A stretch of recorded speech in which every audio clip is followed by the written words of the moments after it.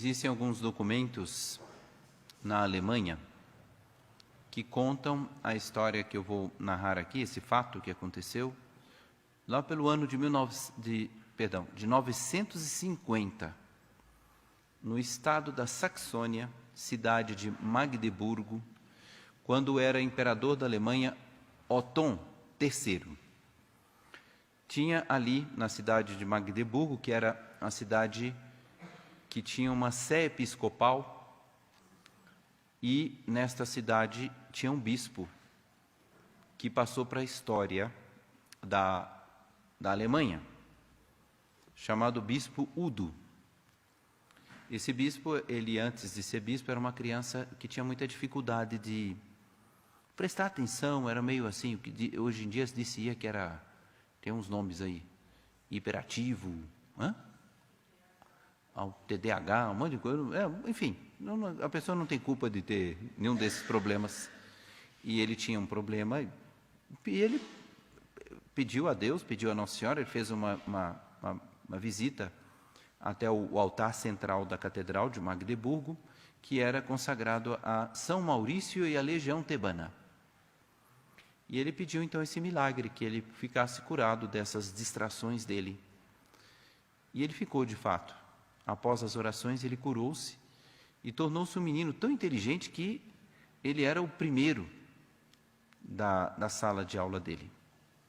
E Nossa Senhora tinha falado no fundo do coração dele, disse: Udo, tenha confiança, eu vou te dar inteligência e você vai ser o futuro bispo dessa diocese.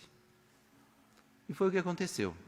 Passaram-se os anos, ele tão inteligente, ele foi convidado a estudar nas melhores escolas da Alemanha, e quando o bispo morreu, ele tomou, já mais velho, já adulto, o lugar do bispo anterior. E ele começou com muita sabedoria a governar a diocese.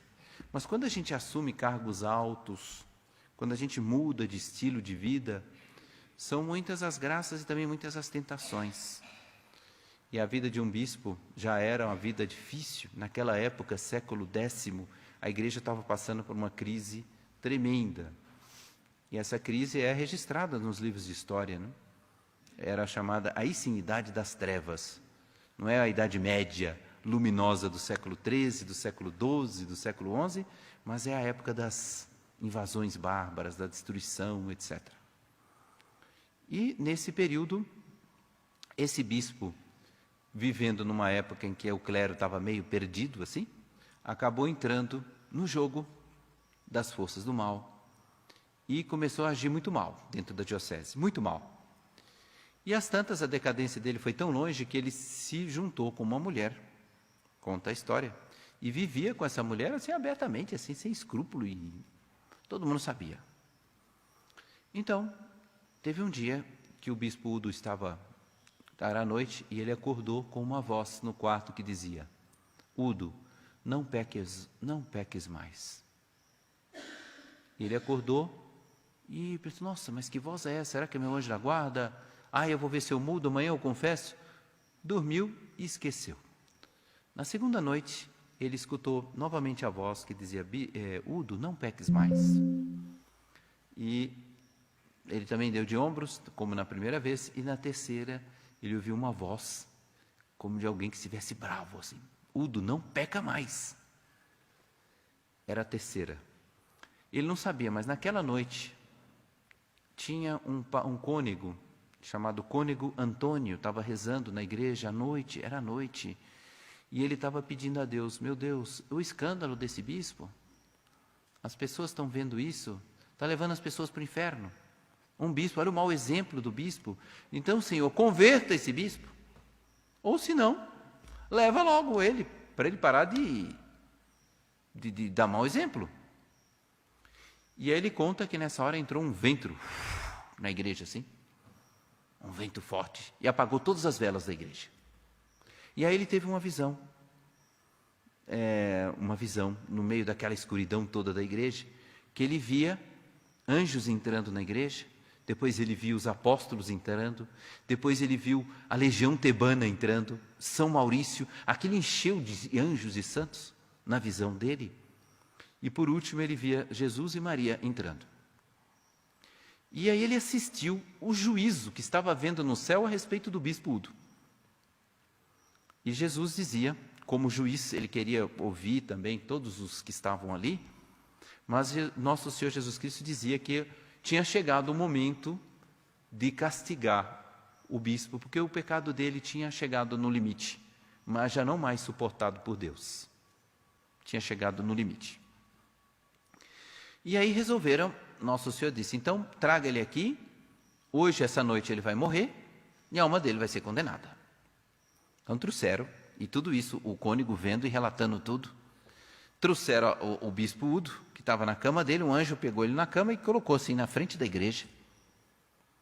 E nosso Senhor disse, então está decretada a morte dele, ele já recebeu todas as graças, ele não quis, eu não quero mais que as minhas ovelhas se percam por causa dele, e hoje é a morte dele. Então veio um anjo, levantou a espada e ia cortar a cabeça, quando ia cortar, Nossa Senhora disse, para. Nossa Senhora, disse, para. Esse bispo, ele comungou sacrilegamente na missa hoje.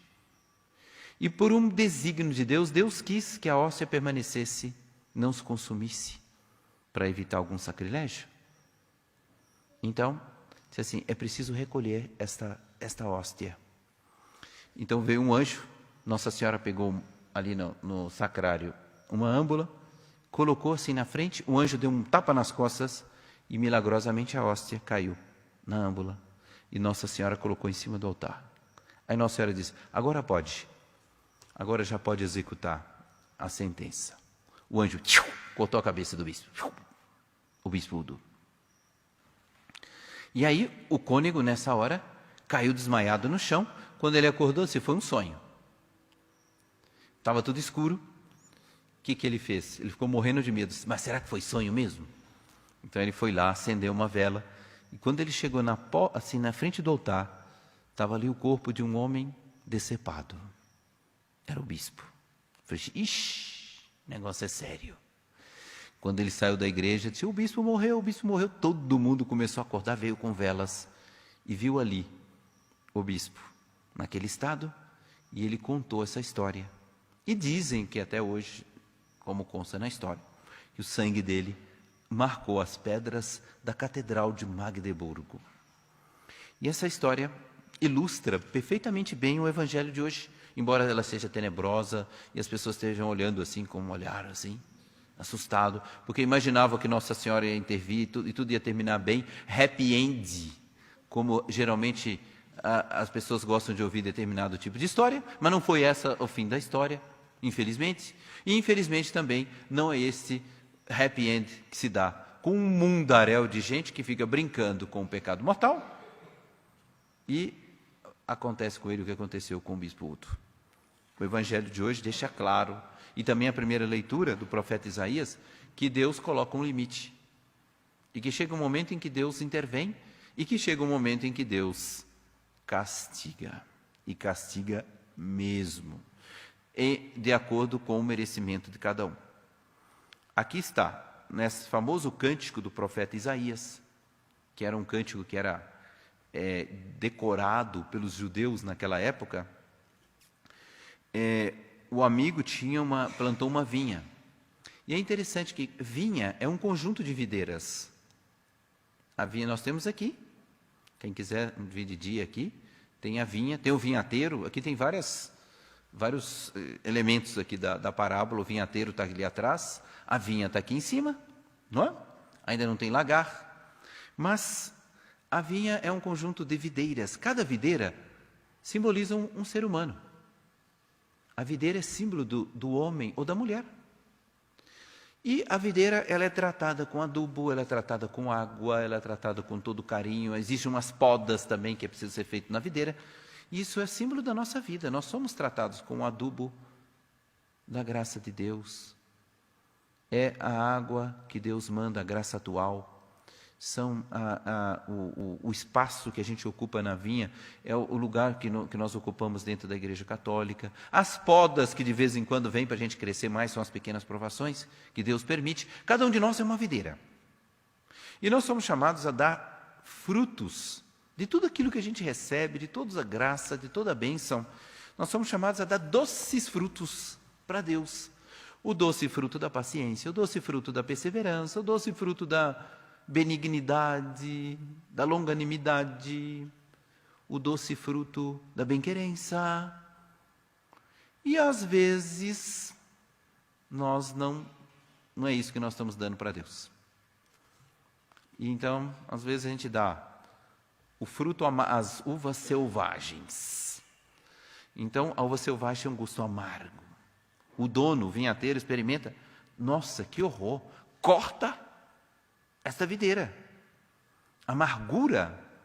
Então, às vezes a gente dá para Deus a amargura da impaciência, a amargura da inveja, a amargura do diz que diz, a amargura da calúnia, a amargura da difamação, a amargura da impureza. Então, o que acontece? O que Deus diz? Olha só. Eu esperava que ela produzisse uvas boas, mas produziu uvas selvagens. Pode ser a história da nossa alma, não? Produzir uvas selvagens. O que nosso Senhor diz? Ainda ele tem uma lamentação. Deus faz essa lamentação. O que eu poderia ter feito a mais por minha vinha e não fiz? Quer dizer, eu dei tudo, eu te dei a graça, eu te dei o batismo, eu te dei a comunhão, eu te fiz nascer católico, eu te dei amigos católicos, eu te dei conselhos, eu te dei bênçãos, e você me dá uvas amargas, você me dá amargura, você me dá descontentamento, você me dá pecado, você me dá injustiça, você me dá impaciência. É isso. E nosso Senhor diz, o que eu poderia ter feito a mais por minha vinha que eu não fiz? Existe lá no Equador o menino Jesus de Pichincha, que ele está com 12 anos, o menino Jesus com as mãos abertas assim, e coroado de espinhos, e ele tem uma plaquinha assim, que mais poderia ter feito por ti? Que mais poderia ter feito para te manifestar o meu amor? Porque o menino Jesus com 12 anos, ele percorria a cidade de Jerusalém, e antevia, profetizava a sua paixão. Então ele chegava no alto do Calvário e olhava para Jerusalém e disse, o que eu podia fazer mais por ti para manifestar meu amor? Então nosso Senhor hoje no Evangelho, nosso Senhor hoje na leitura, olha para nós e diz, que mais que eu poderia ter feito por ti e não fiz? E aí, se eu sou a uva selvagem, Jesus diz, vou desmanchar a cerca, e ela será devastada. Vou derrubar o muro, e ela será pisoteada. É a alma que vai ser castigada. Olha que o inferno está cheio. Alguém dirá, padre, como é que o senhor tem coragem de falar que o inferno está feio? O senhor foi lá para ver? Eu não, mas a minha amiga sim. Ah, é? Qual amiga? Nossa Senhora de Fátima. A minha amiga foi lá. Ela que disse que o inferno está lotado de gente. Se fosse eu, nem precisava acreditar. Mas vai desconfiar de Nossa Senhora? Está lotado, cai muita gente no inferno. O que é? Deus disse, vou desmanchar a cerca, ela será devastada. Vou derrubar o muro e ela será pisoteada. Nossa Senhora, foi tanta graça em vão. Então, dizem os moralistas, os comentaristas, que a gente é como se fosse um copo. Cada criança dessa, inclusive aquelas que estão conversando ali na frente, aquelas 3 ali, essas, cada uma é um copo. Isso, essas aí mesmo. Cada um é um copo. E é um copo, coitadinhas, elas precisam sair. Não é culpa delas. Mas cada um é um copo. E nesse copo, Deus vai depositando a graça. E se a pessoa vai pecando, aquele limite permitido por Deus, vai levantando, chega um momento em que o copo está cheio. Se uma pessoa joga uma gota d'água, o copo transborda. É como se fosse assim, o seu copo já está cheio de pecado, mais do que o que era permitido por Deus. Se você comete mais um pecado, a taça vai transbordar. E aí o muro será destruído, e a cerca será devastada. A cerca será tirada e a uva será devastada. É triste. Isso acontece. E eu termino contando uma que aconteceu aqui pertinho de nós, porque eu falei, o pessoal está pensando, peraí, o padre contou lá na Alemanha. Tem nada a ver, aqui é São Carlos. Lá na Alemanha o pessoal vai para o inferno, mas aqui não, aqui o pessoal de São Carlos, ninguém vai para o inferno. Olha, deixa de mentir para si e para Deus. É um que aconteceu aqui do lado, aqui, ó, um lugar que o pessoal fala que quase não tem pecado, Minas Gerais. E tem, hein? Todo lugar tem. Minas Gerais, aconteceu aqui com um padre contou esse fato. E para ver como é que, às vezes, a gente não pode brincar, não, às vezes não, nunca brincar com Deus, porque às vezes as cercas são tiradas e os muros são destruídos por Deus e a vinha é devastada. O padre, ele pregava todos os dias sobre a modéstia, dizendo que as senhoras têm que visitar a igreja com roupas decentes, etc. E aí as pessoas começaram a mudar o seu vestir, ele foi com muita paciência, não era desses, não pedia, ficava gritando, não, tranquilo, foi explicando, o que é a modéstia cristã, isso, papapá. E aí o público foi, né, as senhoras foram se compondo melhor, mas teve um dia que uma moça entrou com uma roupa muito imodesta, e era filha de um fazendeiro famoso aqui de Minas Gerais. Fazendeiro famoso de Minas Gerais. Vou falar o nome não, porque... Não é? E primeiro que eu não sei, que o padre também não contou para mim. Mas enfim, o fato foi real. E a moça entrou e o padre chegou para ela, aqui no púlpito, para não causar escândalo, chegou para ela e disse assim, filha, você não pode comungar estando vestida assim. É porque você está numa situação de pecado, não pode, e de escândalo. Ela se sentiu muito ofendida, foi falar com o pai, que era fazendeiro bravo de Minas Gerais.